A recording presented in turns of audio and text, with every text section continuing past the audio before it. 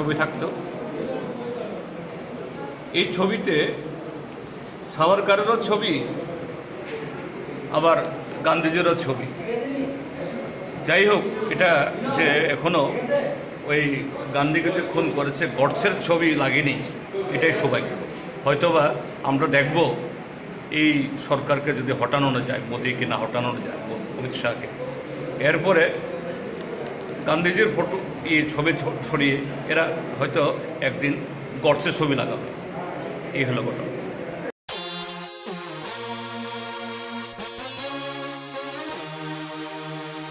আপনার গাড়ির যত্ন নিয়ে ভাবছেন? কোথাও নিরাপদে গাড়ির মেরামত করা যাবে এই বিষয়টা নিয়ে চিন্তা করছেন? চিন্তার কোনো কারণ নেই। আপনি নিশ্চিন্তে আসতে পারেন ঘোষ অটোমোবাইলসে। দীর্ঘদিন ধরে ঘোষ অটোমোবাইলস গাড়ির ডায়াগনস্টিক, মেকানিক্যাল কাজ, ইলেকট্রিক্যাল কাজ, গাড়ির এসি মেরামত, টেফলন কাটিং ইত্যাদি কাজ যত্ন সহকারে করছে।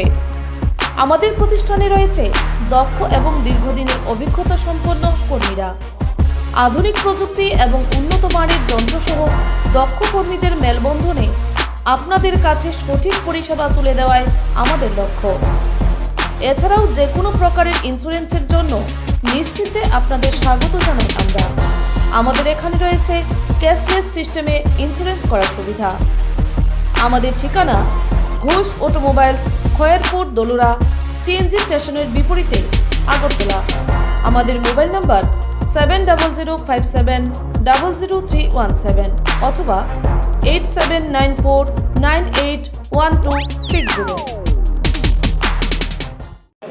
জিরানিয়া মহকুমা কমিটি তাদের আসন্ন মহকুমা সম্মেলন উপলক্ষে আজকে এই রক্তদান, দেহদান, চক্ষুদান শিবির এখানে সংগঠিত করছে এবং এর মধ্য দিয়ে সিআইটিউ তাদের যে লক্ষ্য উদ্দেশ্য নিয়ে শ্রমিকদের সংগঠিত করছে, শ্রমিকরা যাতে তার ন্যায্য অধিকার, সমান অধিকার পায়, তো সেরকম যে একটা সমাজ তৈরি করতে গেলে পরে মানুষকে তৈরি করতে হবে, অর্থাৎ সেরকম মানুষ তৈরি হতে হবে। তো রক্তদান এটা সর্বোৎকৃষ্ট দান, মহৎ দান, কারণ রক্তের কোনো বিকল্প নেই। এবং যারা এইভাবে রক্তদানের মধ্য দিয়ে হয়তোবা এটা খুব বেশি না, কিন্তু তার মধ্য দিয়ে একটা মানুষ যে আত্মতৃপ্তি, আত্মবিশ্বাস এবং মানুষের সাথে একটা আত্মীয়তা বোধ তৈরি হয়, এর চাইতে বেশি মানবিক অবদান বা মানবিক কর্মসূচি আর কোনোটাই হতে পারে না। তো এইভাবেই সিআইটিউ, ভারতের ট্রেড ইউনিয়ন কেন্দ্র, আমাদের রাজ্যে তাদের বিভিন্ন স্তরের সম্মেলনে তারা করে যাচ্ছে। আমি তাদের অসংখ্য ধন্যবাদ জানাচ্ছি এবং আজকে যারা রক্তদান, দেহদান এবং চক্ষুদান করবেন তাদের সকলের সুস্বাস্থ্য আমি কামনা করছি। বিতর্ক তৈরি হয়েছে এটা যে হয়তোবা এই যে আমি পত্রিকা দেখেছি আজকে, সেরকম যে একদম কি বলে আনুষ্ঠানিক সিদ্ধান্ত গ্রহণ করে যেন এবছর আমরা পতাকা তুলব না, এইভাবে হয়তো হয়।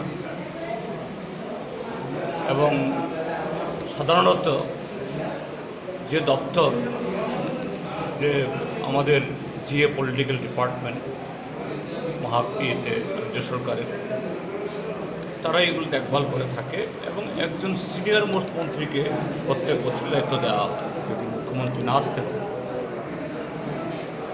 কিন্তু এবার এটা হয়েছে,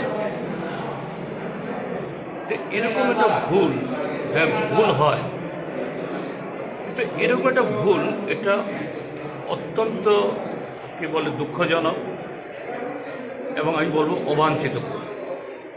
কিন্তু আরেক দিক থেকে যদি দেখা যায় এই ভুলটা এটা অস্বাভাবিক না।